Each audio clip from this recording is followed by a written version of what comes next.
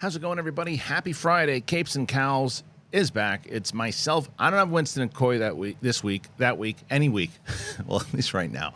But I got a pretty great replacement today. I'll tell you that. I've been talking about him. He's the one and only from Only Stupid Answers, DJ Woldress. He's a UAP. He's a fanatic. He believes all of it. This guy. I could talk to him about UAPs all day long. That is false. But we won't be talking about that. We're going to be talking about a lot of stuff inside of the world of comic book movies. Gal Gadot, she says, yeah, nothing to worry about. Wonder Woman 3, that's happening for sure. There are movies that are happening like Deadpool 3 and Echo series, we think, but Deadpool 3 definitely getting pushed. Echo might be getting pushed indefinitely. Who knows? Gwen Stacy, well, we love her. And do we like Emma Stone as Emma Stacy? Is she coming back? Emma Stacy? Yeah, sure. Gwen Stacy, she's coming back. We think, because she has a haircut, and that's what the internet does.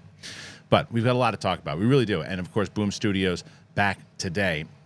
And before we get into any of it, show a little bit, just announce 100,000. We're almost there, guys. We need your help. I think we hit 90,000 by the end of the month, but we need you guys to help us do it.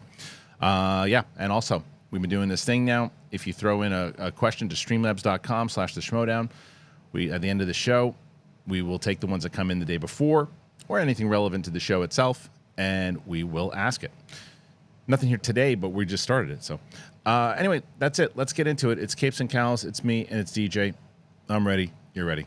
Cool. Let's do it.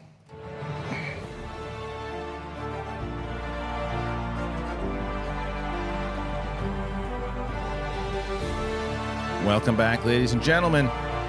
Capes and Cowls, big thing. It's me and DJ. Hello, hello, hello. First off, great intro. Thank you. Great intro video. I love it. Second off, did Roxy help me on the UAP thing? Is that I watched it. Oh, you watched it. it. So you know I'm skeptical. I'm skeptical. I'm not going to get into it with you. Yeah. I'm not going because I've talked about you quite a few, not about UAPs, but on this show, because, and I've told you this too, we're screening buddies. We go to every time we do the same thing when it's screening. We sit in the back and find the same back corner. Yeah, I'm a big fan of yours. I think you're a great guy, and I feel that if I wasn't married and had kids, I feel like we'd hang out even more. Yeah. I think that you do, and please don't get offended by this. Yeah. I think you follow the wave of, well, if I can't see it, and I don't think it doesn't exist, because some of the stuff you said on that show. And you even said, I watched one episode and I turned it off. Yeah. How can you argue it? I have to have a skeptic in front of me that's watched it all. Yeah. Because then I'm not telling you you're gonna believe it all. Yeah. But I gotta have you counter the stuff that I believe, because you don't know about the O'Hare stuff. You don't know about the stuff in Hudson, New York, and all those things. But you have a belief that you just, unless you can see it, it ain't real. I don't know that I'd clarify it that way, but I do get your point. I do hear your point. And listen, man, we'll see what happens. Yeah, that's what we'll see what happens. That is what it comes down to. We'll see what happens. It really is. Riley and I talk about this all the time, though, by the way. It is going to come down to that, even for us who are way more obviously believers in the fact that it's going to come down to the moment like, oh, well, nobody can say that that's not. Yeah. They have to land in the middle of the and I think where it's like, I think the level could there be sentient life out in the universe? It's a big universe. That seems like a problem. Yeah. Could they be advanced enough that they found a way to get here? I mean, maybe. Again, big universe. I'm not in a position to say anything. Does the government have some? That requires me to believe our government is competent enough that thousands of people are involved and know, and it hasn't really gotten out. And based on my experience, I don't think our clown car of a government will be able to pull that off. Let me ask you this, though, without us going too far with the tinfoil hat stuff. Do you believe that Kennedy was taken out by Oswald? I believe Oswald was involved, yeah. But do you think he took him out alone? I think that's probable. Okay. Yeah. All right. So then, see, I don't. Yeah, so and then it comes down to, and I think that they hid that very well for a long time. I think there's things that they can definitely hide for a long time. would love to actually have you on the UAP show. Yeah. Because I think that there's something because like I said, rational conversation is healthy. Yeah. And it's one of the, I would like you to watch those 5 things, because I want you to be able to say to me, look, I saw that, and I understand where you're coming from in that particular thing, but this is how I see it. It's just because I always get that whole thing of, well, how come the U.S. is the only one that sees it? And how come the U.S. only was reported? They're not. Yeah. Russia, Brazil, Australia, China. There's tons of information. There's things about. Did you watch the part of it with the Japanese pilot that they have the actual audio and the stuff that went to No. and the air base that these were like 15 air base people who were in charge of the nukes. They weren't deemed crazy. They said they saw this particular thing. The nuke shut down, and the point that I think that was brilliant was, okay, let's say that these guys are lying. Yeah. All these.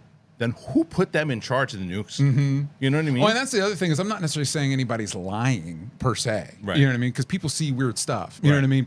I've seen weird stuff. People have had weird experiences.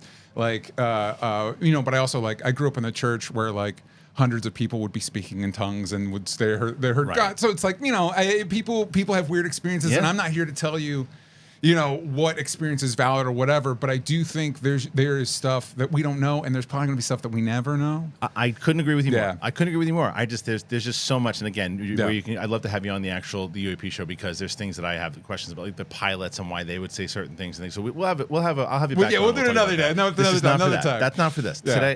Today, though, if you do want to watch the UAP show in general, you can go on Tuesdays. That's where we have the show. Tuesdays, UAP Tuesdays. But let's get to some of these topics, and I want to get to the first one, which is this Deadpool thing. Yeah. All right, this comes from comicbookmovie.com. Deadpool 3 absent from the Disney release schedule, suggesting a delay is now imminent. Highlighting its upcoming slate of movies during a recent earnings call, Disney may have confirmed that Deadpool 3 will end up being delayed after failing to mention the highly anticipated R-rated threequel. The WGA SAG strike is expected to last now into next year. They have been expecting a Deadpool 3 delay for some time. I think we all have. While not confirmed, that's how it's looking increasingly following the call held by Disney yesterday afternoon. The studios touted its upcoming theatrical releases from September 2023 through June 2024. Deadpool 3 was notable from its absence. The likes of Snow White, Kingdom of the Planet of the Apes, and Inside Out 2 were all present, but why not Marvel Studios' threequel? Well, those movies are thought to be quite further into production than the Deadpool Wolverine team-up ever was. While by no means a confirmed delay, Deadpool 3's absence strongly suggests that Disney knows the movie meeting its currently May 3rd debut is doubtful. It was scheduled for next November before being brought forward, so we imagine it'll probably move back to winter. Marvel's is still stated for November 10th right now. We'll see what happens, yada, yada, yada. Okay, so DJ, we've got a few reports that have come out with Deadpool 3 in general since the writer's strike. Yeah. They kept filming. You're not allowed to improvise on your Deadpool movie now that the writers are on strike. It's like, well, then maybe you're not doing the movie. well, but the only thing with that, though, the reason why they did it was because he filmed a lot of it with a mask. So you could, once you're allowed to, you could dub it over. And I'll bet you there's that Marvel's like, don't worry, we do 90% of movies in post now anyway. We re-edit it and reshoot it. Fact. Yeah. But so when the writer's strike, people were like, oh, they're still filming during a writer's strike? How are they going to do that? That to them, probably easy. Because yes, improv is a big thing for Ryan Reynolds. But once they get into post-production and once they're able to, and they probably, crossing their fingers that once the writer's strike was over, they could go in, dub over any lines that they had, make them do, and they could shoot a lot of action and things too that were just on the page, and they would have been fine with that. But once the SAG strike hit, it was over. And then they said, okay, we got to push. I think this is inevitable. I think that there's no chance.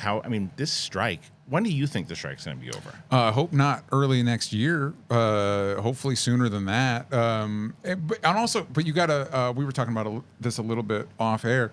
That the Marvel VFX team just decided to unionize with Yahtzee, and it's like, do you realize how, as a business CEO, how bad you have to screw up that you're causing one of the biggest labor movements, which is great. It's great, but it's not in Bob Iger's mind. It's not great. Although now he's backtracking his comments too. Of course he is. Of course he has to. But it's like that's how. I mean, it's how dire things have gotten out here that the good things are happening. That we're having, we're having these conversations that we need to have, and that we're forcing the situation to improve working conditions for everybody. I don't know, because it seems to me it feels entirely dependent on the producers, and I kind of wonder. Considering, I know they're going out there like, well, we're saving money. It's like, well, let's have this conversation this time next year and see how you're doing. Right. So what are they? Is just the fact that they're so scared about revealing their streaming numbers. It's like, what are you? and that's been like a Netflix thing. Netflix kind of set that bar from the outright. Yeah. You know, they were the ones that was like, yeah, we're not telling anybody what it is, and we're not. And it's funny, I couldn't believe it. I saw a lot of people in the comments defending that. Like, you don't have to, like, you don't reveal what you make. You don't do this, and it's like, yeah, that's a lot different though, because I'm not responsible for the well-being of a lot of different people, and I know not necessarily they weren't singling out me, but just in general. But yeah, so I think that when it comes to the pushback of these things, they have to do it because the strike itself, I think it is going to go into. I go back and forth. Yeah. Warner Brothers is going to start to push hard to get to people at the table soon. I think Warner Brothers and Zaslav are going to start to push people, like the studios, to get on and get it done because they've got Dune, Wonka, and what's the other big one? They got Dune, Wonka, and they have an Aquaman. Yeah. They have 3 massive movies coming out all this year. By the end of the year, without any actors promoting it. Yeah.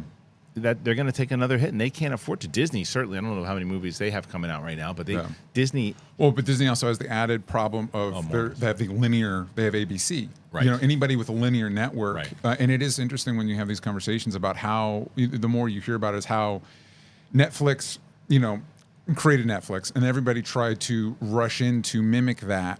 To the detriment of all their linear things, and now it feels like Netflix is one of the major holdouts on this because not only do they have programming, that they've already filmed, way in advance.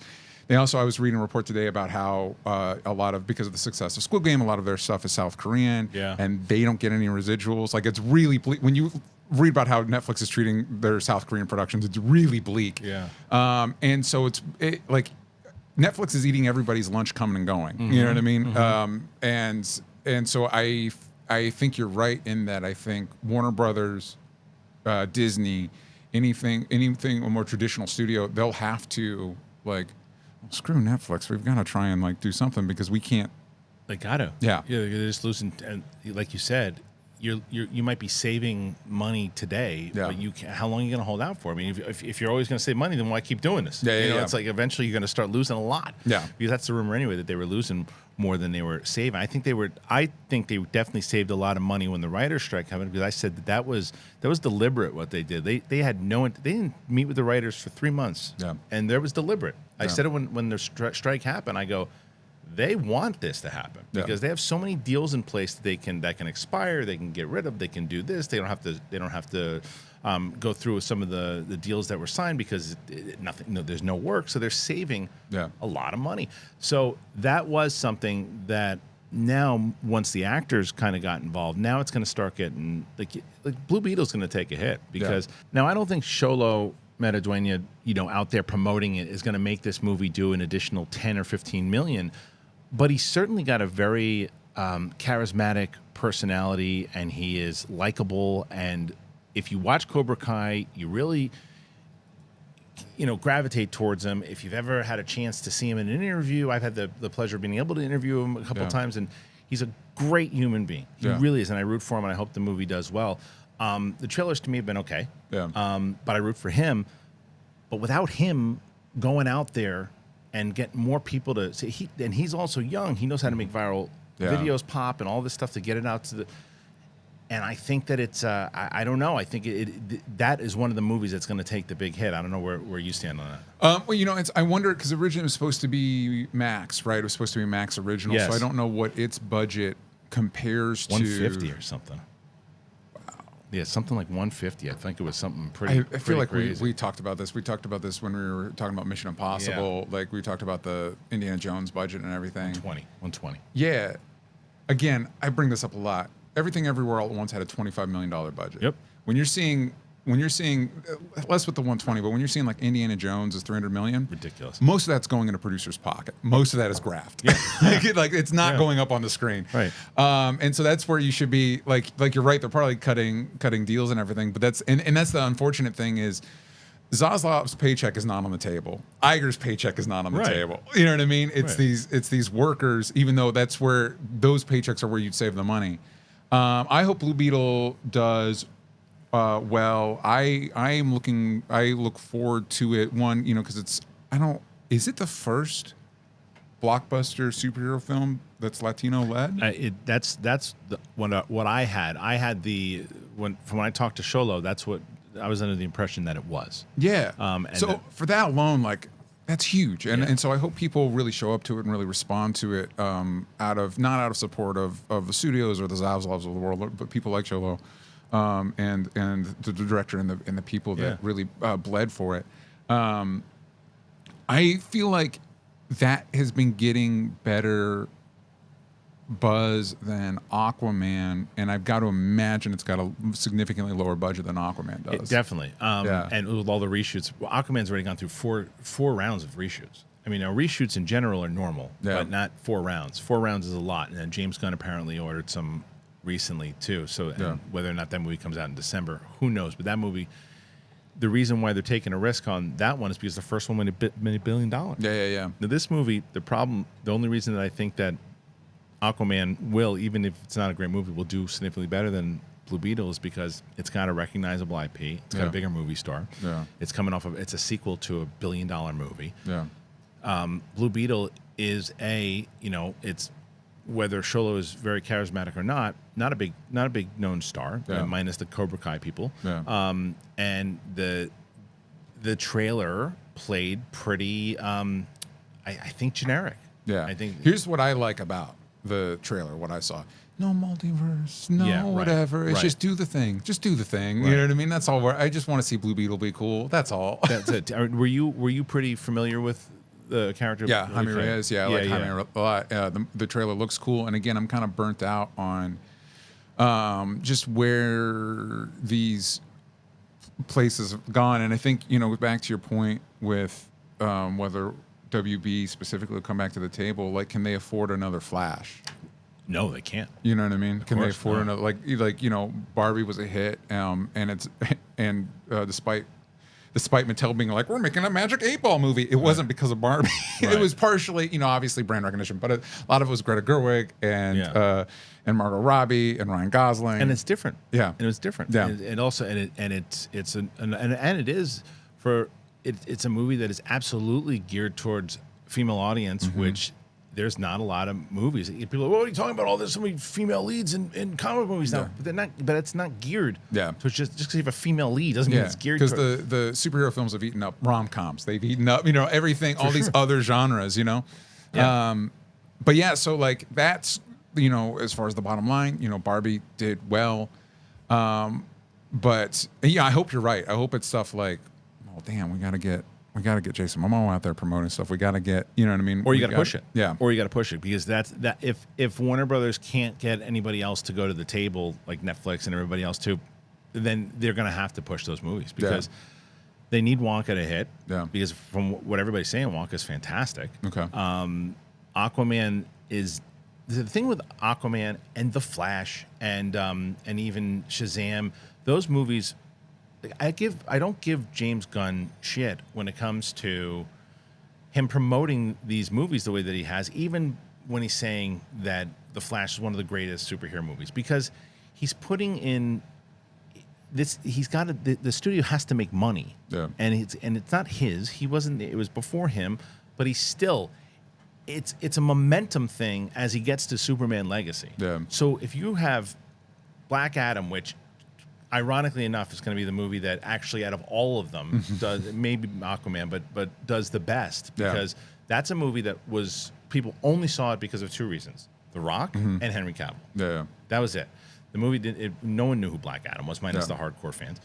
Shazam 2 ate it, and I think it was fine, but it ate it.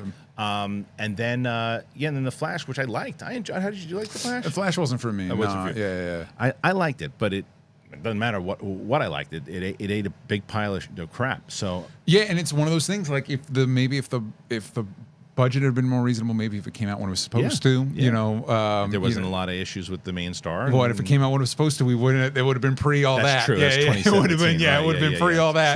True. So you would have dodged those bullets. Yeah, it's tough. It's tough, and I think you'd like to think that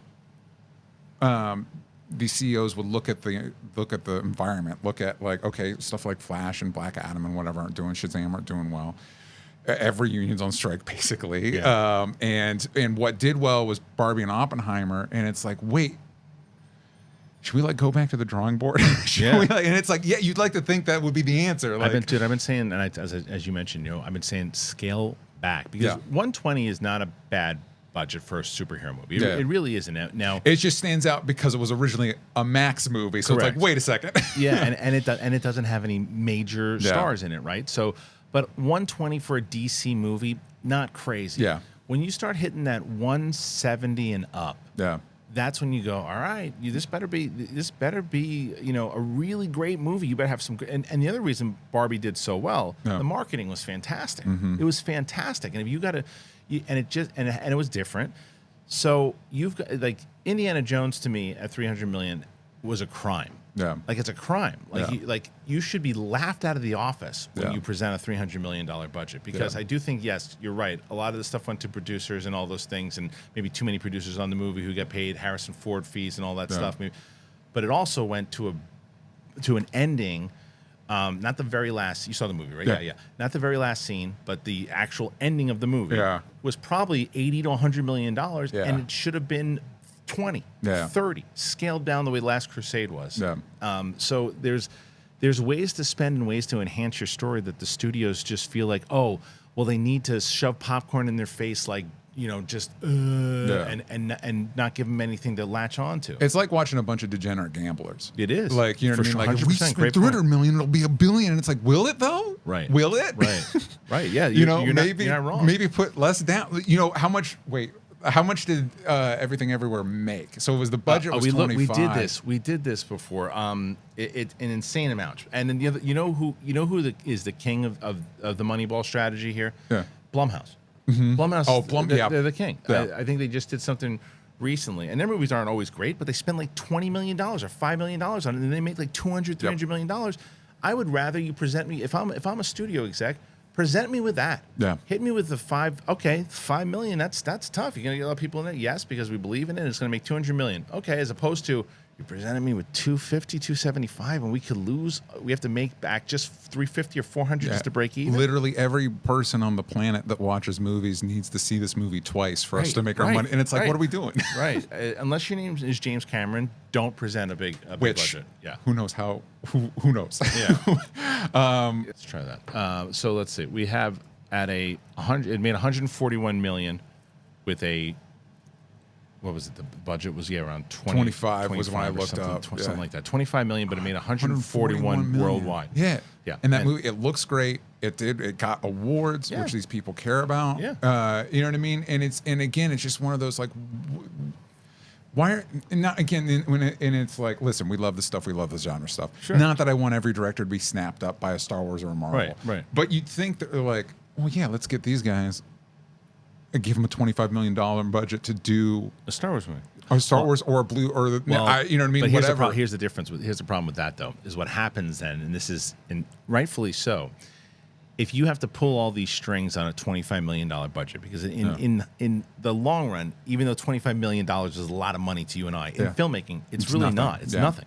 So if you and I are directing the $25 million movie together, and we're like, all right, let's pull all these stops. We can do this. Let's do this. We got to shoestring it, and it's probably what made the movie as great as it was, because you can't like kind of rest back. You don't have everybody doing stuff for you, and then Disney comes and goes, okay, guys, now we want you to direct Star Wars for $25 million. You're like, you can afford more than $25 million. You know what I mean? It's like, and then you ask for 50 or 70. We can put maybe, and we're in a room together. We're like, well, what if we know what we couldn't do on everything, everywhere? We couldn't do that big thing we wanted to do. But if Disney gives us like an extra 50, we can do it. That's what happens in the room also. Like the creatives are going, shoot, if we have it now, let's try to do this. And it's like, you almost wish that you just like, that's all you, that's what happened with Deadpool. Deadpool had a very small budget. They had to cut a lot of stuff from Deadpool. And it was better because of it.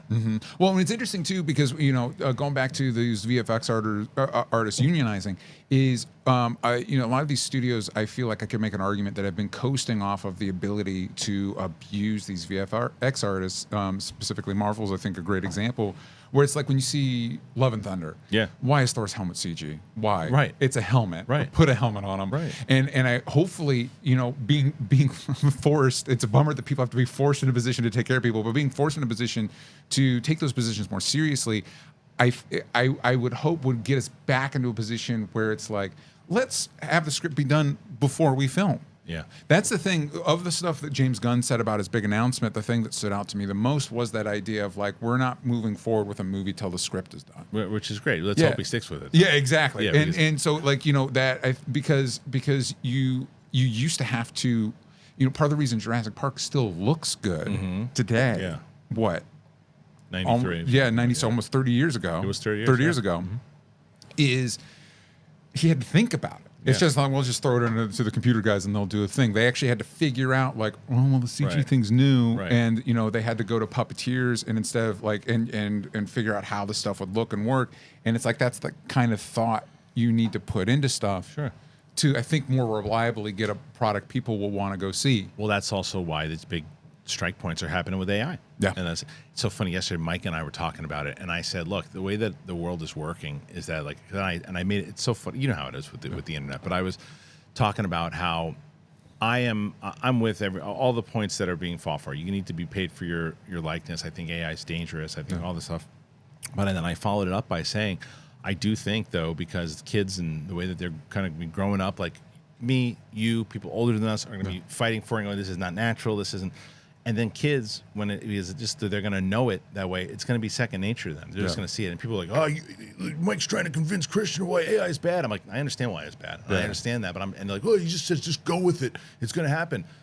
It's going to happen. I mean, it's just the way that the world is going. I think the nature, I think what I've been saying about AI is a tool, right? Yeah, it is. And there's nothing inherently good or bad about tools. The problem is we live in a system that prioritizes tools over people. Yeah. Because you don't need to pay a tool. Right. You buy a tool, Right. And I think that my problem isn't AI. My problem is how corporations and studios will use AI to screw over people. And that's the thing that if we can figure that, because a lot of what I use Photoshop a lot. I use Adobe a lot. I remember seeing Hail Caesar, the Coen Brothers film, Hail Caesar, and there's a bit with Frances McDormand. It's set in like the 50s or 60s, and she's editing. And so anytime you see like old school reel-to-reel editing, it's like, I would have never been an editor. Right. I would have never, I had to do it. I had to do it for, I was part of the New York Film Academy. When I was at Florida State, I was in the New York Film Academy at UCLA. Yeah. But at the time, they were still cutting with film. Dude. Yeah. Woo. And so, like, you could look at that, the stuff like Adobe, Final Cut, stuff like that, is those tools that change, or in Photoshop, which changed from traditional post art and everything. And the argument there is that while those did, I would say improve the process, made it easier, definitely. Yeah. It didn't necessarily cut people out of the equation, right? You know what I mean? Absolutely. Especially and I saw somebody did a tweet, and I can't remember who it was, but it was one of those like, I don't want to live in the world where we're doing all the crappy jobs and machines are the ones getting to do poetry and art and stuff. And it's why is this the we're giving? So bizarre. Yeah. I'll tell you the one thing though that machines definitely can't do. They won't shave your balls and they won't give you energy. But Manscaped and Athletic Greens AG1 will do both of those things, and I'll tell you about both of them right now. All right, everybody. Our next partner is AG1, the daily foundational nutrition supplement that supports whole body health. So you guys know about AG1. If you're brand new to this show, you're going to hear about them because I talk about them on every single show. Why? Because I incorporate them into my life. I'm a coffee drinker. I'm not going to lie to you. I drink coffee. But what this has done for me is I take AG1 every morning. I have this big, large cup. I think I got it from the zoo when I went with my kids. Doesn't matter. I put cold water in it. I take some AG1, and it gives me enough to where I actually save money on coffee now because I used to need like 2 or 3 cups a day and 1 cup of coffee. 1 cup of coffee, but I have AG1 in the morning. That's my vitamins. That's everything that I need because I didn't want to take all these different supplements. I wanted just a single solution that supports my entire body and it covers my nutritional bases every day. It helps with sleep quality, a better immune system, all of that. It's great. I take it in the morning right when I wake up, and it just makes me feel amazing. Since I've been drinking it, I've noticed just an overall feeling of health. I mean, I really have. It's like I have a little bit more pep in my step, guys, and I've been doing it for a bit. You guys have said it over the last year. You have so much more fun doing the show. Yeah, because I also feel good when I'm waking up in the morning, getting ready.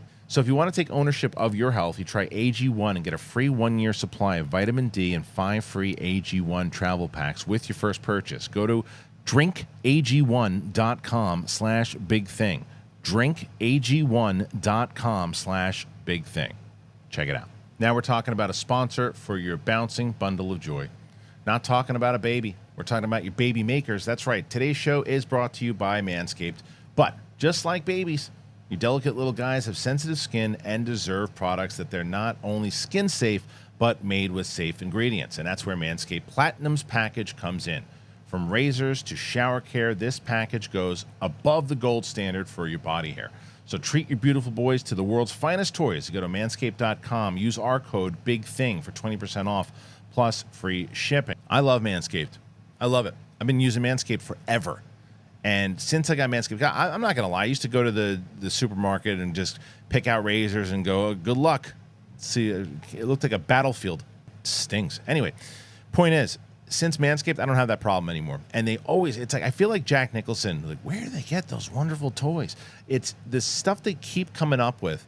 I use Manscaped all of the damn time. The Manscaped Platinum Package 4.0, it's the one-stop shop for the man who deserves it all. And they designed this package to allow you to fully align your entire hygiene routine with elite products. They got it all. It's the best. And don't forget to apply their aluminum-free, ultra-premium deodorant for that cologne-quality scent on the go. The Platinum Package 4.0 covers all bases from head to toe and hair to ball fro. See? 20% off and free shipping, but use that code BIGTHING at manscaped.com. 20% off with free shipping at manscaped.com, but use that code BIGTHING. Use the Platinum Package because the gold standard is no longer good enough. All right, thank you to our sponsors, both Manscaped and AG1. As I've mentioned many times over, guys, it helps out this show tremendously. We don't do this show live. We don't do super chats. We have installed the new Streamlabs thing where you can ask a question, but for the most part, we do it's sponsorships that keeps this show going. So if you're able to and you have the means, please consider getting one of our wonderful sponsors. They're all linked in the description and pinned on the comments. Okay, let's move to the next topic here. All right, more Gal Gadot stuff, man. She says DC bosses told her that she has nothing to worry about when it comes to a Wonder Woman return. So in a new interview, Gal Gadot once again makes it clear that DC Studios co-CEOs Gunn and Safran have assured her that they want to develop another Wonder Woman movie with her. Gal Gadot recently surprised us all by revealing that as far as she knew, James Gunn and Peter Safran were planning to develop a third Wonder Woman movie with her back in the lead role as the iconic Amazon warrior. Again, this article comes from Mark Cassidy over a comic book movie. Since the new DCU, or was supposedly being developed as a full reboot, it was generally assumed that Gadot, along with Cavill and the rest of the original Snyderverse cast, would be replaced as their respective characters going forward. Now it looks like that Gunn intends to pick and choose which actors and characters he wants to keep.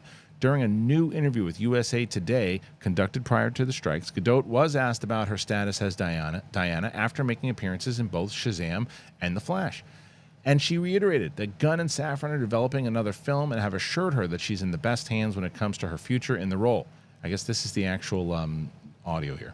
Do you think you'll play her on screen again? Look, I had a meeting with Peter Safran and with James Gunn, and they both told me that they're going to develop a third Wonder Woman with me. And if I'm quoting both of them, they said, "You're in the best hands. You've got nothing to worry about. Time will tell." Okay, so there's a lot there, man. Is this politics? Is this politics? Like, meaning is she trying to lobby to stay in there because she knows that the audience will back her, and her Gunn and Safran right now, or is this legit? Who knows? Who's to say? What do you think? Well, I think probably not. You think it's not legit? I feel like I would be surprised if she came back. I would be, of the people to come back, I think her and Momoa would be the ones I'm least surprised about of Right. the Justice League people. Sure. But I just feel like that's kind of like a mistake, right? I think it's a major mistake. I Yeah. think it's just too confusing. It's Yeah. like, unless you come out, and the one way, and we've talked about this kind of ad nauseum at this point, but it just keeps coming up. Yeah. And I think that the thing is, the one that would make the most sense to me, we're like, okay, I get it. There's been 2 movies. People love her as Wonder Woman. Mm-hmm. And if Safran and Gunn were like, guys, this is going to be an Elseworlds movie. We're just going to wrap up this trilogy. Yeah. We're going to finish it out. We're going to give her one last movie as Wonder Woman because we know you guys want to see it in the same way that Joker had a big audience. It's getting a second movie. Yeah. We're doing 3 with Pattinson and Matt Reeves. So we're giving Gal one more. That to me, I'd go, all right, one more movie in the Elseworlds. It's not everybody's going to understand it. Like my dad's not going to know what the hell the Elseworlds is. But if that's the case, that's the case. The confusing part is no. We're developing another one, and what the potential is that it's gonna be a reboot, and that she's gonna be the Wonder Woman in the DCU and continue to play her in what you were saying before, which is the multiverse stuff, and gets all confusing, and that's gonna confuse my dad even more. Yeah. I think you just gotta clean break it. You just gotta be like, it's not, because then you're gonna, and who knows how much this stuff matters, but like the Henry Cavill crowd. You're right. Is going to be like the only one you get away with. I think recasting, like if you're picking and choosing, like you get away with Ben Affleck because he just stopped wanting to be Batman when he was doing Batman v Superman press. Like he hasn't wanted to be Batman for a minute. He's done. He did Aquaman as a favor. Yeah. He did the Flash as a favor. Yeah. He did him as a favor. So 100%. But the Cavill thing is the one that is so, because all those guys came back in the Flash and in Aquaman, but they cut out Affleck's role, I guess, in Aquaman. But Cavill had a thing in one of these movies, and they cut his thing out, and it just seems kind of weird that it's like, in order to save yourself from that, just say it's over. We had a good run with all, and if the Flash had made $1 billion, and if Aquaman winds up making a lot of money, you're like, oh, look, maybe there's some merit to keeping this thing alive in the Elseworlds, and like giving another Wonder Woman movie, maybe bringing Henry back for something else too, and have like a side thing and make some money over there, and then we start our own and we combine it, and then we can do a movie with all of them too, because it's a multiverse thing down the line. But those movies are eating it. And those movies, they're eating it. And I think the Snyder Cut crowd, I think, has never really contended with the fact that those movies never really did that well. You know what I mean? And so it's one of those that's like, I think the decisions are you either reboot. We're starting from scratch. Right. Or you could have done soft, like, listen, Cavill's still around, Gadot's still around, but a soft reset. Yeah. You know, being in between, and it's tricky because then, all right, are we saying no more John Cena as Peacemaker? Are we saying no more Margot Robbie as Harley Quinn? Right. Like those are, but also like, how much longer is Margot Robbie going to be wanting to do Harley Quinn? I think she's only going to do it for James Gunn. I think they get along real well. Suicide Squad was one of my favorite. Suicide Squad was one of my favorite comic book movies, and that movie didn't do very well at all. Yeah, but that was also there was pandemic and stuff too. But it was fantastic. I loved it. And then because of that movie, that I got more excited for Peacemaker, because I had never been a big John Cena acting fan. John Cena was phenomenal in Peacemaker, just phenomenal. I loved that show, and I had actually watched that show before I started watching The Boys. So I started watching it, and I'm like, oh, this show's the best. People, you got to watch The Boys. I'm like, I'm not gonna like it more than this. I like it more than Peacemaker. Boys is pretty great. Yeah, The Boys is pretty awesome. But I love Peacemaker. But as much as I love it, you got to let it go.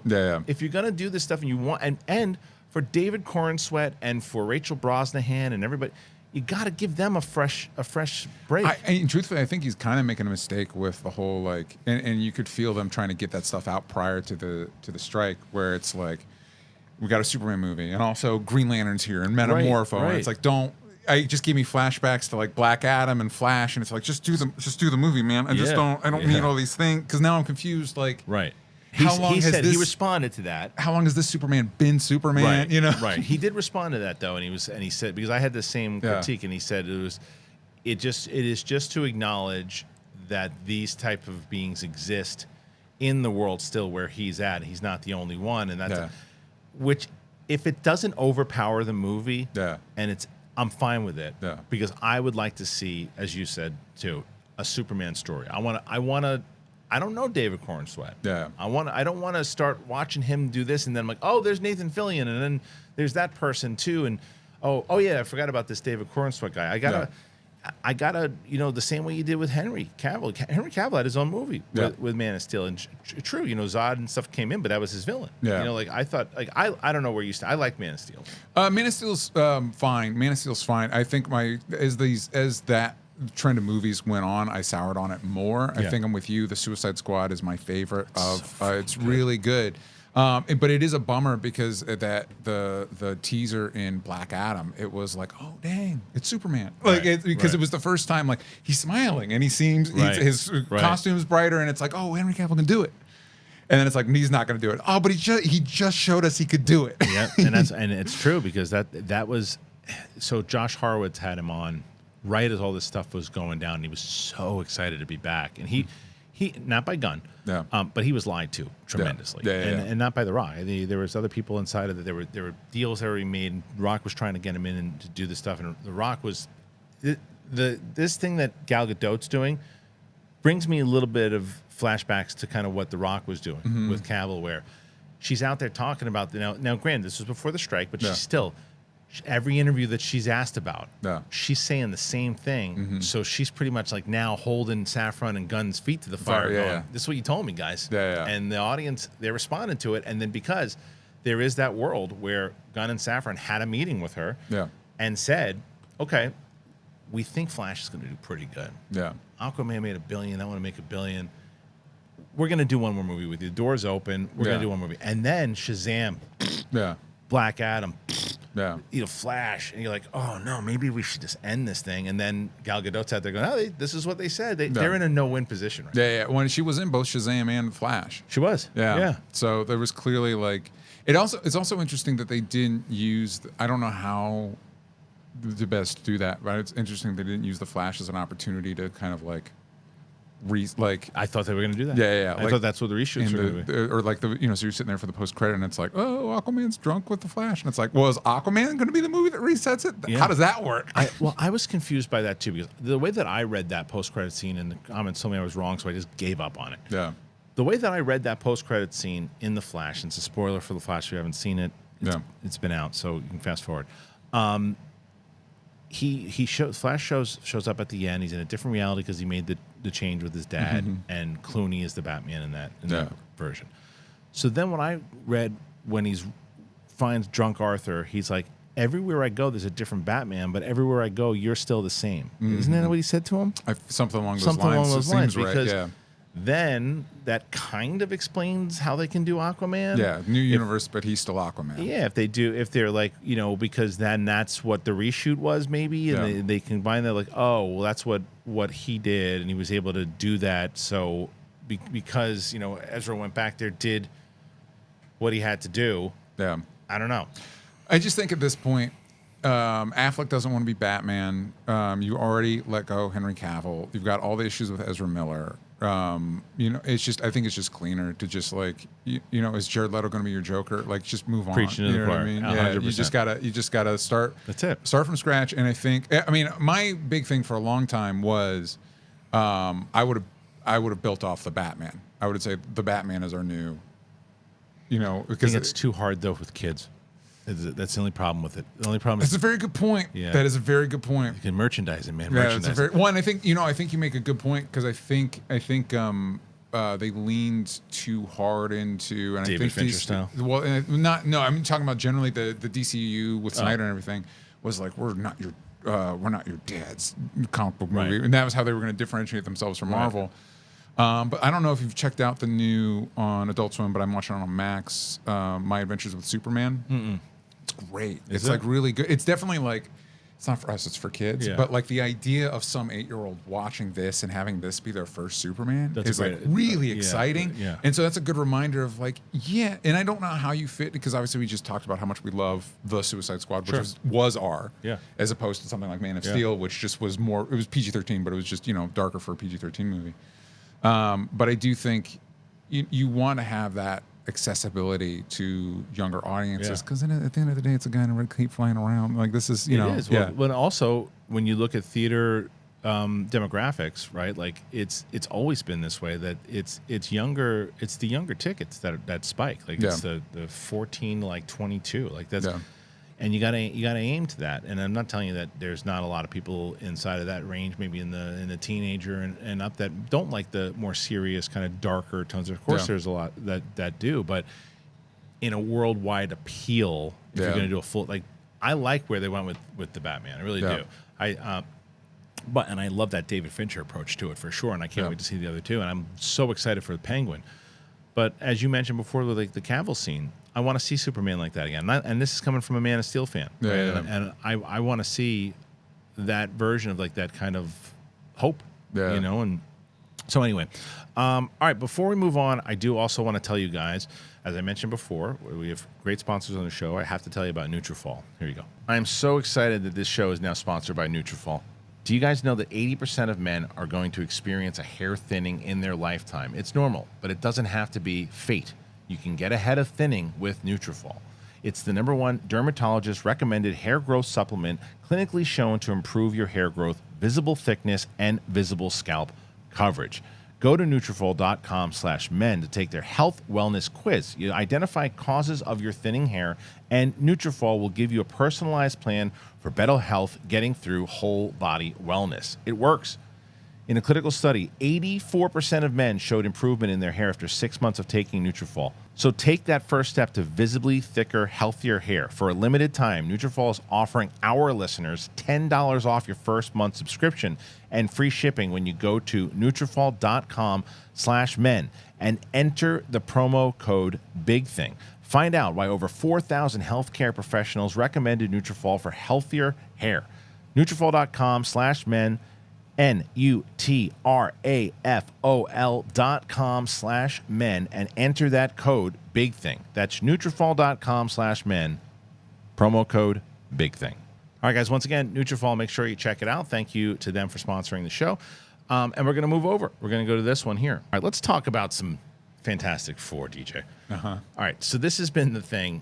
There's so many different rumors every other Wednesday about who's getting cast, who's doing this. And Jeff Snyder, Schmodown legend, and him and John Roca on the hot mic had the scoop that they say Vanessa Kirby is locked. Vanessa Kirby is a done deal. And then they say that Joseph Quinn from Stranger Things is Johnny Storm. Yeah. Now, Jeff had said, well, let's go there first. Do you think that this is our cast, or you think that they're... No, we haven't found him yet. I think I don't know, but what weirds me out about it is why now? Like, why during the strike? Because like Vanessa Kirby's not, I would think not. She's not negotiating. Yeah. So is this like, why does it? Because like you just mentioned, it's like we're still like every other week, like Fantastic Four news. Is this? And I've always felt with this casting stuff, because it always feels like, you get the rumors before you get the thing or whatever. Sure. So it always feels strategic in a way.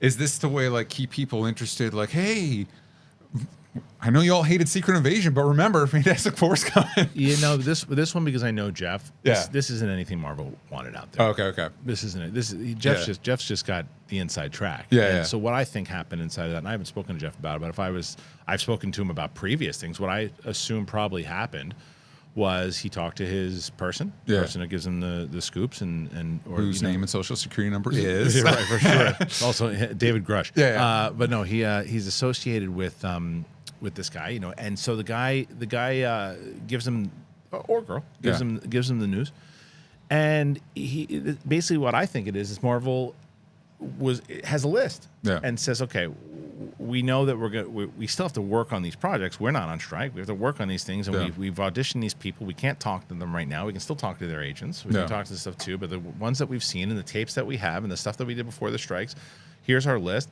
We have her for and I think that Vanessa Kirby might be our girl. And the person hears of it and goes, "Hey Jeff, guess what I heard?" I love the imagery of, like, I imagine cup to the door, right. Emails Snyder immediately. But that's usually kind of the stuff that happens, right? And I don't know if necessarily that's how it went down, but that's how I would assume. It's not a matter of like, oh, Vanessa Kirby just got a phone call. She has nothing to do with any of this. The same way that, like, even that's why you're not going to get a lockdown casting announcement for sure until it's a done deal. I just think that that's probably this person got a hold of the list. Why do you think? What is it about Fantastic Four that it has appeared to be so volatile, that we've gotten like how many rounds of rumors are why we people into? Are so excited about it? Not necessarily why people are so excited about it. It's just why does it feel more like why are there so many rumors? Why this movie of the movies has it been so like up and down? Yeah, and like yeah. it's this guy actually no, it's this guy actually no, it's this guy. I think because it's such a like recognizable comic that was so popular and one of the most popular, and it's just never been done right. Yeah. Right, like the Tim Story ones are just kind of like cotton candy versions of it. They're entertaining if you're on but they're not good movies. Yeah. The Josh Trank one was a disaster. And they haven't done it right. And Marvel's and Kevin Feige's wanted to get a hold of it for so long, and they finally do. So, and they're, in my opinion, Fantastic Four and X-Men are going to be the leads of Phase 6 and 7 and potentially 8. Yeah. So you've got to get those right. Because the other thing is, who are your real? And this is a conversation that Winston and Coy and I have had. Are you a sports fan? No. Yeah. But you'll get the reference in general. But like Yeah. it's like, who are your all stars right now? Yeah. I mean, and not like good players. Like who are your all stars? Like Yeah. because back you could say Black Widow and you could say Tony Stark and Captain America and the Hulk and Thor. Who are your stars right now? Yeah. You don't have any. Like in the same way you'd be like, well, wait a minute, because Guardians just walked off the court for the last time. Yeah. And you say the Marvels. Well, they've had even Captain Marvel. Captain Marvel had a good game with the $1 billion movie. Not an all-star just yet. Maybe she's an all-star with Endgame. Maybe, but they had to pair her up. They didn't give her her own second movie. So, and then same thing. Shang-Chi had a great game. Don't know if he's an all-star yet. Yeah. It's like, who are the all-stars? And the Fantastic Four haven't even had a movie, and they're all-stars because they've had that. And so that's why I think the casting is so important. And why? Because it's like the Spider-Man casting, or it's like a Batman casting. It just has that thing. Like, who's going to play? Even the Josh Trank one. Yeah. It wasn't good, but everybody was so excited. Who the hell is going to be in the movie? Yeah. So that's what I think. Yeah, no, that makes sense. I think it's just interesting to me, and I wonder at what it speaks to. You mentioned the Spider-Man casting because I think that is comparable, but it was one of those. Who could it be? Tom Holland. Right. Wow. As opposed to Fantastic Four, who could it be? It's kind of this guy, or it's it's Vanessa Kirby, or it's Margot Robbie, or it's da-da-da, or it's da-da-da. And it's like, why this time is it so? Like, I think like when it was like Yelena Belova, it was like it could be Emma Watson and no, it's Florence Pugh. The end. You know what I mean? That's it. Right. Well, I think maybe because they want it. It's like they just want to get it right. But also the other reason is because of what we just talked about with reports. Yeah. Because a lot of times it's either, like you said, a Hollywood Reporter reports that it's two actors that are up for the role, and then it's like, well, who's it going to be? But now in the age that we live in, also with got to break the scoop, got to get the hits. Yeah. A casting list comes in with 8 different names on it. Well, they're in it. It's like, oh, well, there's like 8 different people. And James Gunn said this. I think it was on Michael Rosenbaum's podcast, where, and I looked at it so differently after this, and it makes so much sense. Again, using the you and I thing, it's like if you're my client, and I'm like, okay, you know what, I got you an audition for Fantastic Four. Yeah. So go on in, and then it's an okay audition, like it's fine. Yeah. But then I leak it to Snyder. Hey, DJ's up for Fantastic. We went in to read for Fantastic Four, and it looks pretty good. Yeah. And DJ Woodruff went in to read for Fantastic Four, and he could be up for and your name now is all over the place. Yeah. And it's everywhere, and even if I know he didn't get it, and it's fine, but because now people are talking about it. Yeah. So, and I think that's honestly what helped David Cornsweet. Yeah, I mean that makes sense. Yeah, because before that it was Pearl, and I know he did some Netflix shows. It's interesting. I mean, if it is Vanessa Kirby, she's great. She's great in the Mission Impossible movie. She was great in Hobbs and Shaw. She's great. I don't see The Crown. She in The Crown? She was in the first 2 seasons. Well, first and second season, she played the Queen's sister. Yeah. Oh, okay, cool. Yeah, she's great. Yeah, she's fantastic. Well, but it does lend to the next topic though too, because if you look at, let's say, do you watch The Bear? Okay. I'm a couple episodes of season 2. We talked about it. So, Evan Moss Backrack. Yes. Is that it? So he's rumored to be in the movie also. People don't know what the hell he's going to be. Originally he was rumored for Thing. I think that would be great. Yeah, because I looked up. He's Jewish. And it's like, yeah, that's your guy. That was the first time whenever these rumors came in, and that came up, and I was like, I mean, yeah, that's your guy. I mean, if he's on the table, that's your guy. That quiet anger, man. Yeah. I know it's not like the same type of thing like Hulk. I know that, but he's got to have that attitude. Gruff, yeah. Definitely gruff. Yeah, cousin. He's cousin. He's cousin. Yeah, and he can do it. So, but people don't know if he's necessarily going to play the role. And he's like, he could be Silver. No, dude, he's your thing. If he's not your thing, like, what are we doing? I really hope he is. But even if he is, so we know him because of The Bear. Not a big name. Great actor. Not a Also, big name. Micro in the first season of Punisher, fantastic in that. Right. Yeah. But again, not a big name. Yeah. A kid from Stranger Things. Yeah. Great actor. I think he's great for Johnny Storm if he is cast. Yeah. Not a big name. Vanessa Kirby. Not a big name yet. Yeah. So that means you're going to have no stars in this unless you put Mr. Fantastic as a star. And this is one of the points I think that Jeff Snyder made also. And this is because Adam Driver apparently turned it down. However, there's a new report, once again, hidden from Comic Book Movie.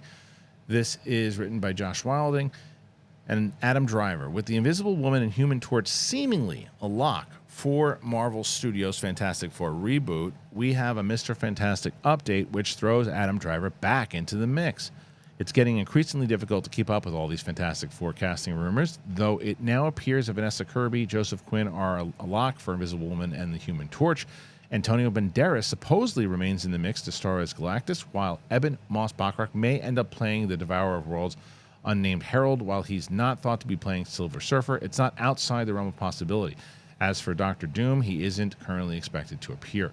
When it comes to the rest of the Marvel's first family, however, casting for The Thing remains a mystery to us, while Adam Driver and Matt Smith are both in the mix for Mr. Fantastic. Driver reportedly passed on the reboot after reading an early version of the screenplay due to the fact he was unable to connect with the character.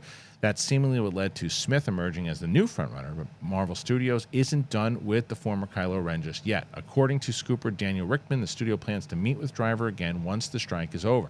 At this stage, it'll probably be early 2024. The plan is to allow Driver to read Josh Friedman's new script and see if he would be open to playing the MCU's Reed Richards. Unless that knocks his socks off, we're not banking on the actor changing his mind and wouldn't be shocked if Smith ultimately lands the role. While Hollywood finally returns to business as usual, that will require studios to do the right thing.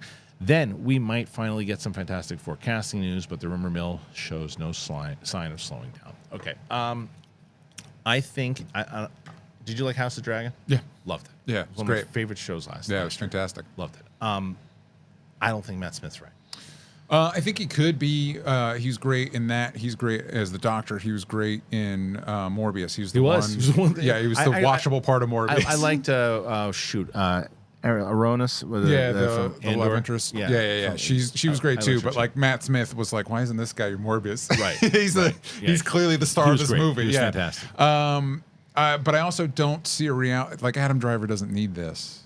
He doesn't, but they need that kind of power, that kind Yeah. of star power for Reed, because I don't know if Matt Smith has that kind of star power. I think he's more recognizable with House of Dragon. Did you now. see? I'm trying to remember. House of the He did an interview with somebody, and it was clearly one of those guys that like does press that like he's seen him enough that they're kind of friends. Yeah. And he joked around of like, do you ever play the game? This was Matt Josh Smith. Harwitz. Do Josh you Harwitz. ever play the game movie star Yeah, or actor? yeah. And he self-clarified it as himself as an actor. It's Yeah. like, I mean, yeah, probably. You know what I mean? Yeah. But not that you don't have the skill. You clearly have the skill. But I think Adam Driver would be great specifically if you've seen stuff like White Noise, where he brings like hardcore dad energy. Yeah. It's like, yeah, that Adam Driver I think would do a really good job. And that's what I think. I think that I think Driver would be fantastic in it, and I think they're going to do whatever they can to get him. I think Driver's going to be the guy. I do. I think that, and I think that he match up well with my God, what's her name? We just talked about Vanessa Kirby. Thank you. My head's fried. But I think he can match up with her well. And Matt Smith could too. Yeah. I mean, look, Matt Smith's one of my favorite things of House of the Dragon. Yeah. He's really good in it, but it's a very different character. And I'm not saying that he couldn't get there.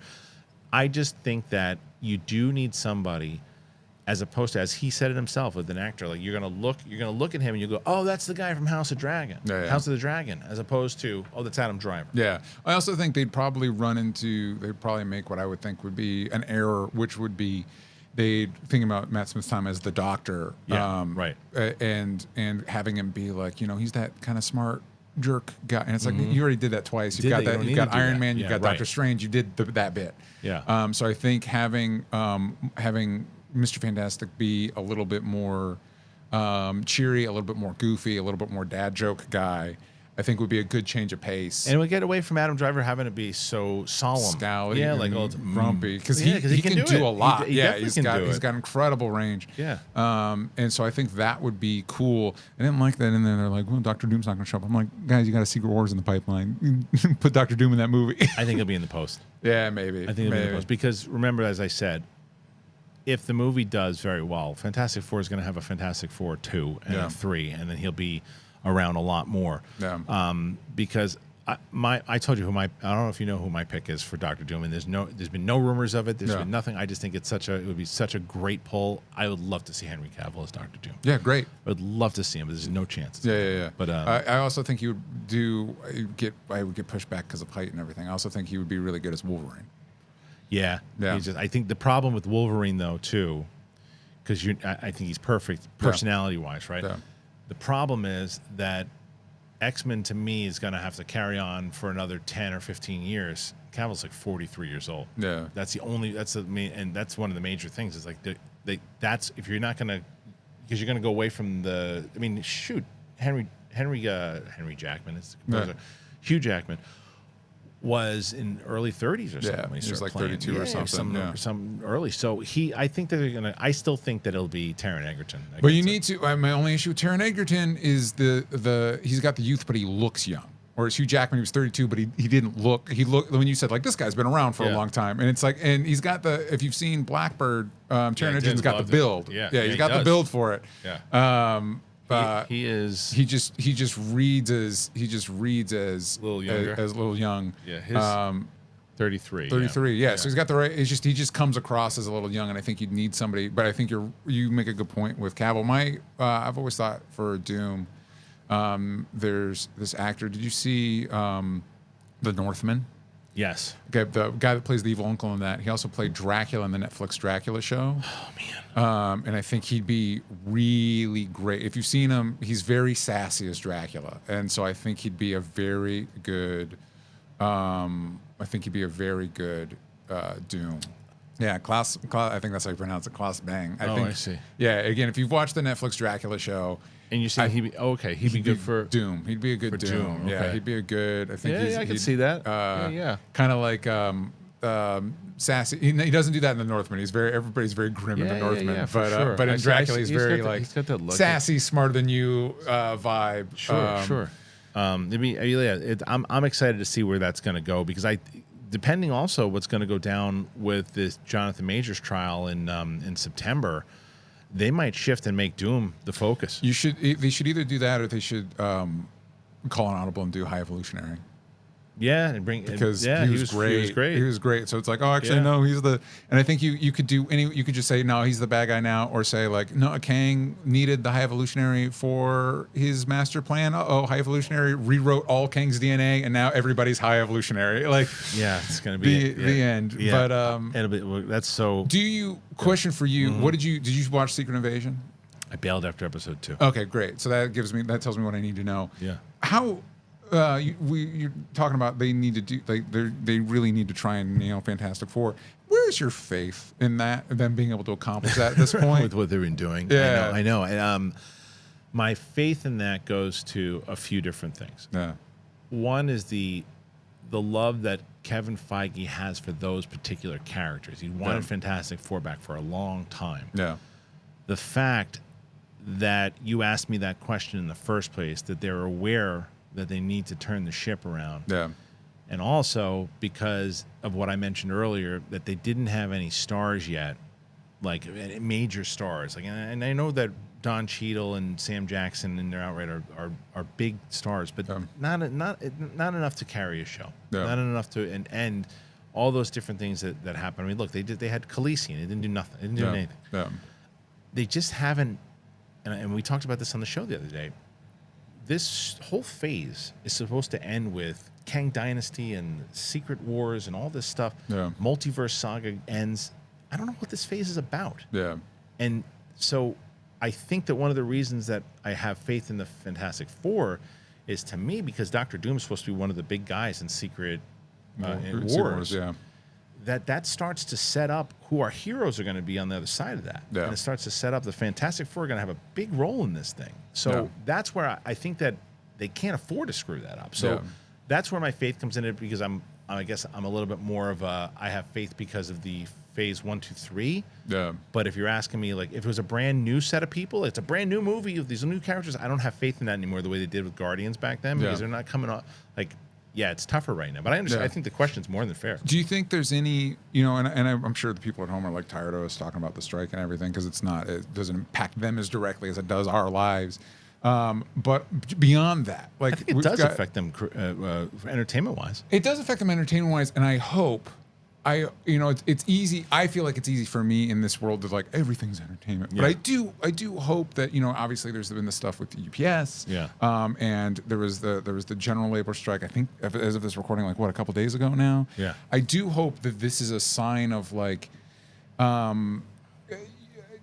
taking steps to just make our lives more equitable because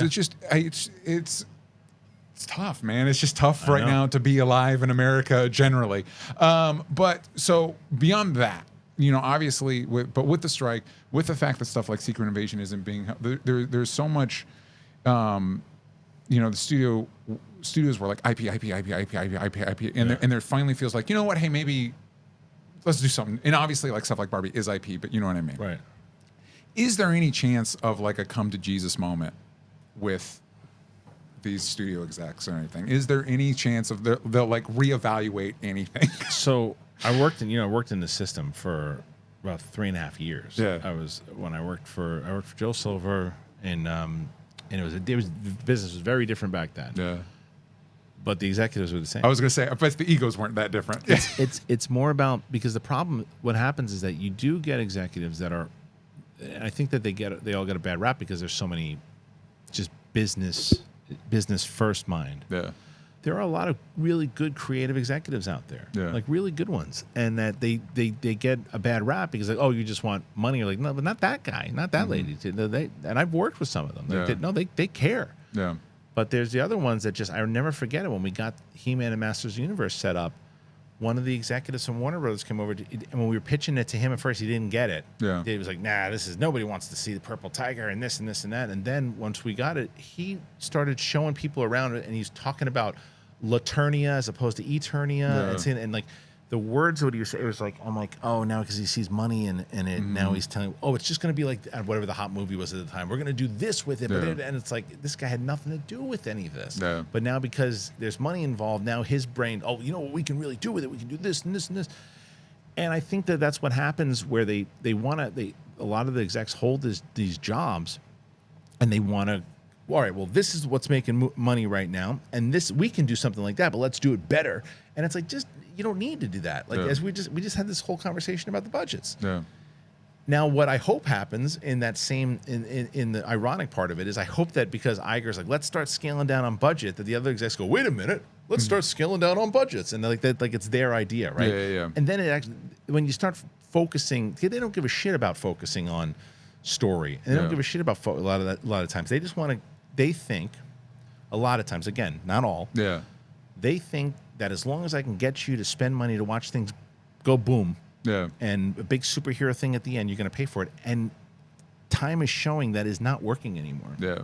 People are starting to go, even the hardcore fans that would see everything, they're going, I don't know. Yeah. I don't know. I don't know about you. I was feeling that more with, and there's stuff I like about, like I like She-Hulk a lot. I like Doctor Strange Multiverse of Madness, because they let Sam Raimi, it felt like they let Sam Raimi be Sam Raimi. It's so funny. I didn't like those two. Yeah, but it's like, and I think that's one thing that, like, by loosening up the formula a little bit, you get stuff that might appeal to some people but not others, which is only a problem when you're spending all the money in the world on it. I think it's dangerous though with the Sam Raimi thing, though. Although the argument can be made, that movie is the last Marvel movie to almost make $1 billion, right? Yeah. But like it's just, there's stuff I like, but that you can feel that, like, and it could be a variety of things. Like you're talking about, like, they don't have any all-stars, any of that stuff, but you can finally feel like almost like an ennui, like whatever. That's what it is. Well, I brought this up not too long ago. I was in New York, and I was with my uncle, who's almost 60 years old, and his oldest son, who's about 24, and I asked my uncle, because the Flash had just come, and my friend James was with us too. Yeah. It was my age. And I said, all right, the Flash just came out. It's not doing well. Why didn't you guys see it? My friend James goes, I'm just over superhero movies. I'm just saying. He's not like locked into it. He's like, I'm just over it. And I was like, even the Michael Keaton was coming back. He's like, I didn't even know Michael Keaton was in it. Yeah. So which is wild, because it's like, that's the one thing anybody that knew about the Flash. Well, Michael Keaton's back. Michael Keaton was in it. Right. So he didn't even know that he was in it. Yeah. And that also shows you that outside the bubble, maybe the marketing wasn't as strong as they kind of hoped that it would be. Yeah. My uncle was like, I don't know, it just wasn't something I was really interested in, right? Yeah. I don't know. My cousin is 24, pays attention on TikTok. He's like the Ezra Miller stuff, not really. He's like, I just don't know what the DCU is. He's like, I don't know what it is. He's like, is it connected? Am I invested in this? Am I not invested in it? Is it just a movie I'm supposed? I don't know what it was. It was like, it just wasn't marketed well enough to me. And it was three different people who just like not seeing it. Yeah. So, and I think that there's just, and like you go to the comic book movies, when they, remember, it was very hard to get comic book movies made back in the day. Yep. Very hard. Like the Superman was, the Donner stuff was the first one. And then after that, it wasn't until like Batman 1989. Well, and even then, what was the response? The response was like, oh, Batman did well. Let's make the Shadow and the Phantom and these pulp heroes. And it's like, is that the lesson we're taking away from this? But dude, look at Star Wars. Star Wars comes out in 77, and then they start making all these generic. Yeah. George Lucas had to fight and scratch. He had to finance that movie on his own to get Star Wars made, right? And nobody wanted to do that. This is the age of Chinatown and all those different movies, and it was the Vietnam era, and everything was kind of really not hopeful. And then after that movie does well, then everyone, let's make Star Wars, and they couldn't do it. They couldn't find the formula. And I love Flash Gordon, but it's terrible. I love it, but it's terrible when you look at the film. But they made more movies and more movies like that. And that's what they do. They keep finding these, like, what's the thing? Oh, let's do our fantasy thing. Let's do our thing. Let's do that thing. Yeah. And I think that's one of the discouraging things that I hope this helps break us out of is this. You bring up Star Wars. George Lucas originally wanted to make a Flash Gordon movie. He did. And he couldn't get so it right. He made Star Wars. They wanted to make a James Bond movie, but they couldn't, so they made Indiana Jones. Right. So I wouldn't, and it's not these movies like we just mentioned Everything Everywhere at least a couple times in this conversation. But it's harder for those movies, as much as like we talk about like A24 movies and stuff like that. It's harder for that stuff to get the same oxygen. But it's like that's where you get. That's where the IP comes from. 100%. Like, you have to do you got to make the Matrix. You know what I mean? You got to take the jump. Yeah. You look even something like Rocky, right? Like Robert Redford was supposed to. They wanted Robert Redford to play Rocky. They wanted all these people like Ryan O'Neal to play Rocky, and he's like, no, I'm playing him. Yeah. And like, okay, fine, but you're not gonna get paid for it. Then you're gonna just do this. Yeah. And it built the whole guy's career. Yeah. So there's ways to do it, but it's also why the cream rises to the top, as they say. Yeah. It's because there's so much just mediocrity, and it's why there's I had fun watching Black Adam. I really did. It's about as generic of a 1990s superhero movie as you get. Yeah. It really is. And a lot of these movies, that's what I'm worried about with Blue Beetle. It's like the dynamic looked good, and yes, it doesn't deal with multiverse stuff, but it looks like stuff we've seen before. Yeah. And it's everything everywhere all at once again. To bring that up again is just, you're like, whoa, what was that movie? Yeah. What the hell is that? And everybody's doing multiverse and shit right now, but they did it in a way you're like, whoa, that's the way you want to do it. So yeah, I don't know. It's just a matter of hopefully they can scale things down. They pay attention more to character. Yeah. Like, to me, that's what I'm always looking for. I would, like, using Indiana Jones, which I've made this point now a couple different times, but just to reiterate it to you, because I don't think you've heard me make it. Last Crusade. What's your favorite Indiana Jones movie? Last Crusade. All right, I like Raiders the best. Raiders is great. But I think, but I'll even defend. There's aspects of all three of those movies that are dated now, but I'll even defend Temple of Doom. Me too. I just watched it on the plane the other day. It's like this. As far as blockbuster movie making goes, it's like a perfect trilogy. I enjoyed it. I enjoyed that movie thoroughly, but I also understand the argument against Temple of Doom, because when you look at, there's some silly shit going on in there. But nonetheless, Last Crusade is a phenomenal movie. Yeah. The difference with like the ending of this latest one, as I mentioned, is like probably $70 or $80 million alone just to do this big, grandiose ending that was unnecessary. And you look at The Last Crusade, which is one of the best endings of a movie ever. He's got to do these puzzle pieces of the penitent man shall pass, and he's got to try to save his dad. And then he gets into a cave with an old man who's been there forever, and John Williams' music is playing. There's the only special effects is Donovan's face kind of melting off his body or whatever it is at the very end of it. But it's simple. Yeah. And it's powerful because of the investment that you made from frame one of the film until the end. Yeah. And you don't, and not just the Dial of Destiny, but a lot of these blockbuster movies in general, you're not invested because they're just like, oh, just throw bring in the VFX guys, bring in the VFX guys, and then that's going to look great. And they're going to go, whoa, And it's like we're past the whoa. I think what we're touching on, and I haven't found a way to really articulate it, and I'm sure I'm not the first one to do it, but it's like we talk a lot about betting and stuff like that, and they've been betting big on IP. Yeah. And I think the lesson is you bet on people. You bet on Christopher Nolan, you bet on Greta Gerwig, you bet on Margot Robbie, you bet on all these people they don't want to pay, and that's this argument with AI. There's nothing. Directors settled up pretty fast, and screwed over everybody else in the process. Because now it's like I think in that meeting they tried to do, it's like, well, we're going to base any agreement now off the DJ, and it's like, God. Anyway, you.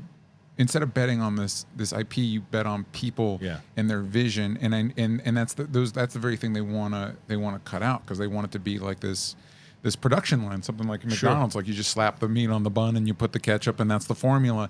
And it's like, but that's not what this industry is. And so you need to put those bets on people, and maybe bet less. Don't bet $300 million. They're doing business versus art, right? Yeah. And so, like, to them, it's also, if they feel, and this is something we talked about recently, but it's where these AI programs are potentially going, where in 10, 15 years from now, if you're like, hey, I want to watch Indiana Jones, but I want to watch one right after Last Crusade, and I want Harrison Ford to be 44 years old, and I want, a young Meg Ryan to be in the movie with them, and it's going to create it for you. Yeah. And it's not going to have the emotion. It's not going to have everything that you think, but it's going to be created. And in their minds, the studio's minds, they're like, okay, well, that's the direction it's going.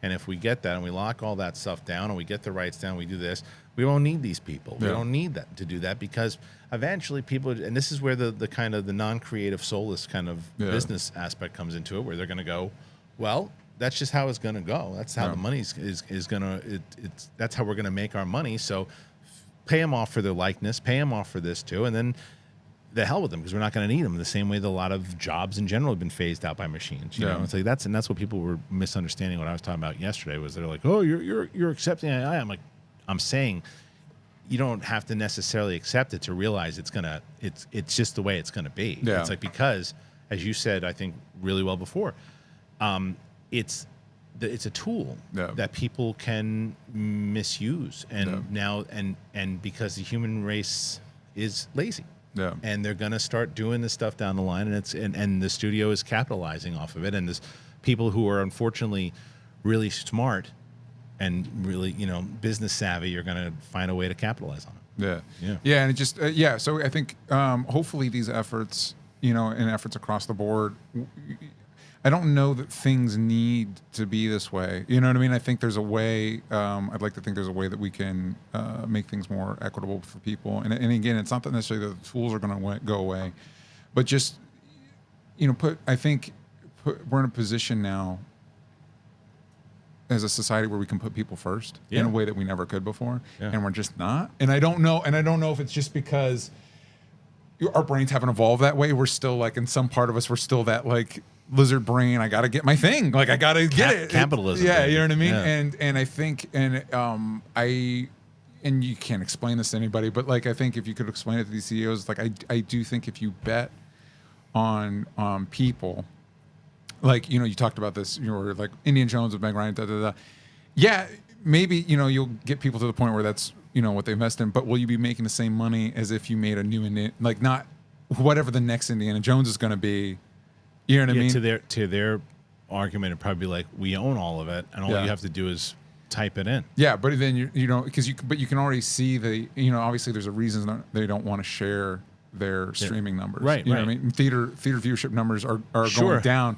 You've put two movies in theater that feel original. Sure, it's the biggest weekend of the. You know what I mean? I agree. I mean, look, I just say it's just a scary technology in general. But and nonetheless, I'm gonna finish up here with this. Yeah. As you guys know, we have Boom Studios. Boom Studios is a sponsor of the show, and we're so excited to tell you about their latest.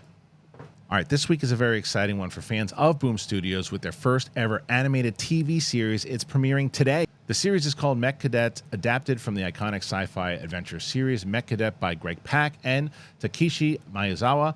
The show is set 50 years in the future in the aftermath of an attack on our planet by alien monsters. Earth was saved by the arrival of giant robomechs who bond for life with a human pilot. Ever since then, a school called Sky Corps trains new potential pilots who await the arrival of the new robos each year. hoping for a chance to be chosen. The story follows Stanford Yu, a janitor at SkyCorps who desperately wants to become a robo-pilot, and one day he finally gets his chance, but in a very unexpected way and just in time as the Earth is once again threatened by alien invaders. The series stars Brandon Suhu, the voice of Beast Boy, Ming-Na Wen, Daniel Dae Kim, Deborah Wilson, and many more. What a cast. It is available to stream worldwide on Netflix starting today, and you can find it by searching Mech Cadets. But that's not all. A brand new comic series, also titled Mech Cadets, is out now at your local comic book shop. It's not only a great sequel for fans of Mech Cadet U, but it's also a perfect jumping off point for new readers. I absolutely love Boom Studios. I don't know if you read them a lot? Yeah. So the way I kind of found out about Boom was, first through Coy, who did the Berserker panel, and then a guy that I used to work with at Skybound started working at Boom, and we started talking, and I was like, yeah, I've been kind of dabbling in some of the stuff Boom's doing, and then they're sponsoring the show, and the stuff that they have sent us, and the different genres that they dabble in, right? Like and you mentioned before, it was great with the different IPs that they have, big IPs with the Teenage Mutant Ninja Turtles, Power Rangers, but then stuff like this and the original things that they do, and they don't just play in. This is fun. Like Mech Cadets is awesome. They sent us the comic that they had before too, and excited for the series, and I think it's going to be really great. But it's also the other things that they do inside, like the thriller genre and the horror genre. They go from my 5-year-old could read some of their stuff, and then my 12-year-old, and then I can read some stuff. What do you like about Boom in general? Yeah, they've got a lot of great original comics, which is cool because it used to be kind of back in the day.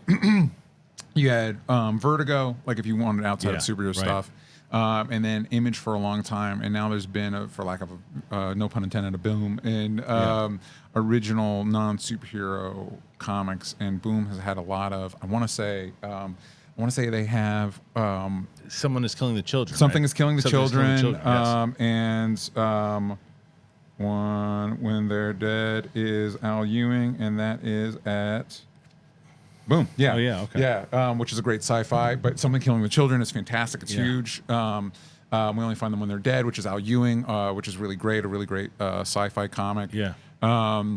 I got a lot of really good stuff, and I know like Greg Pak is like a legend. Like he's a legendary comic writer. So it's great to have.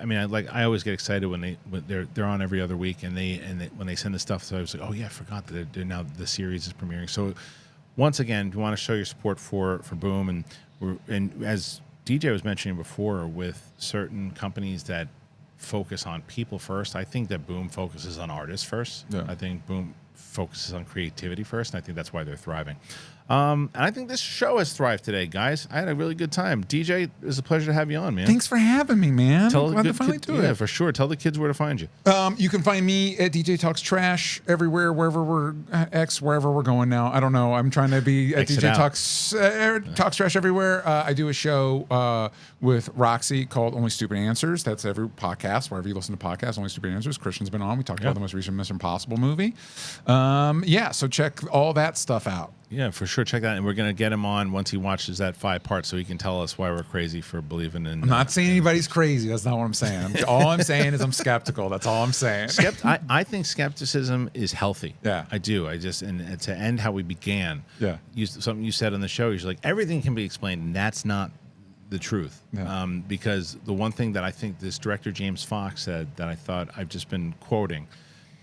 because he was on this show, and they said to him essentially what you did, right? And they said like, yeah, but a lot of these things have just been debunked. He's like, of course they have, because think about how many people after I saw something. He's like, it's the 12% that nobody knows what the hell it is. He's like, let's go after that. Yeah. What is that? Yeah. That to me is the exciting thing. We'll talk about that more on Tuesday. Eventually, we'll get DJ on to talk about it as well. Because I do, like I said, I think it's important to have someone on who is skeptical about it, and someone who's able to have like an intelligent conversation as well too. And DJ is certainly that person. So check out DJ and check out this show here too. If you're brand new to the show and you've never been here before, please go ahead and subscribe. And I do have one question that came in from yesterday's show, and let me get to that. All right, we got 2 that came in yesterday. The first one's from Andrew Smith, website member, Andrew Smith. Hey, Kristian, my wife and I were at SummerSlam this past weekend and had an absolute blast. My question comes from a conversation we had comparing the difference between Seth Rollins and MJF as heels. Do you have a preference on how a heel is portrayed?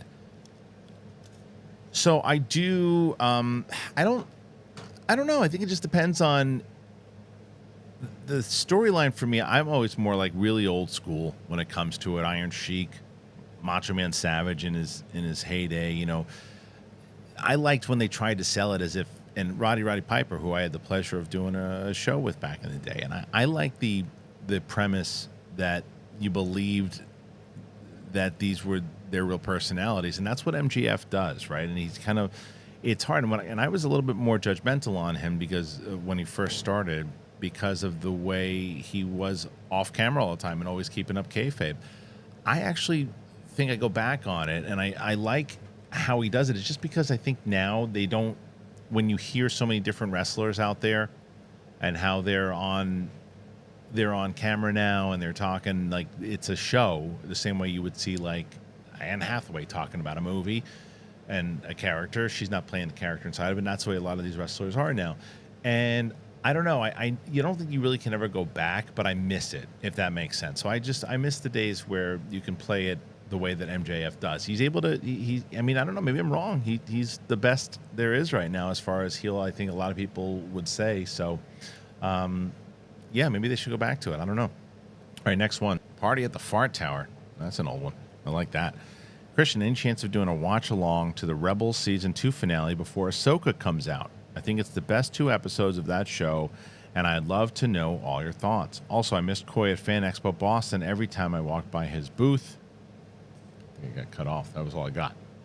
So that's all that came through. As far as the Rebels rewatch, I don't think I'll be watching it. I don't think I have enough time to do it. Maybe a few episodes here and there, but I won't be doing actual watch along to it. I don't think so. But we'll definitely have reference to it on this show. If whatever ones that I watch, or if I do on the website, I do the what I'm watching right now. So if it turns out that I do watch a couple of those episodes, it's been in my head to do, so it's possible. But I don't want to make it like an announcement. As far as missing Coy, yeah, look. The good news is that guy's everywhere, so you'll be able to catch him. But I'm sure the Boston one was special. But all right, thank you very much, guys, for everybody who's done that to put in the question. And once again, if you want to put in that question there, streamlabs.com/the Schmodown, drop a question, and then I'll answer it on the show. And this next one, if you drop one in today or tomorrow or Sunday, then I'll answer it on Monday. All right, for myself and for DJ Wooldridge, we'll see you on the flip side. Thank you. Bye.